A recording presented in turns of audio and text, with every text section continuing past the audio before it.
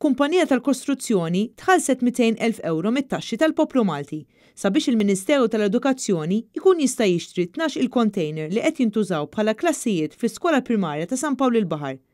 Dan għaliex il-proġett ta' skola ġdida fil-Qawra waqa' lura b'sentejn.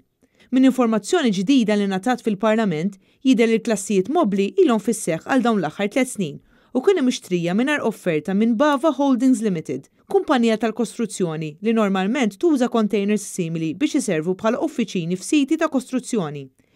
Il-Ministru tal-Edukazzjoni Everest Bartolo iġġustifika l-użu tal-containers bħala soluzzjoni temporanja minħabba l-influss f'daqqa tal-popolazzjoni f'San Pawl il-Baħar l-aktar immigranti. Fl-2016 l-Aġenzija tal-Gvern responsabbli għall bini tal-iskejjel, l-FTS, ma kienx ħarġet offerta iżda ntużat sistema ta' kwotazzjoni biex jinbnew dawn il-klassijiet.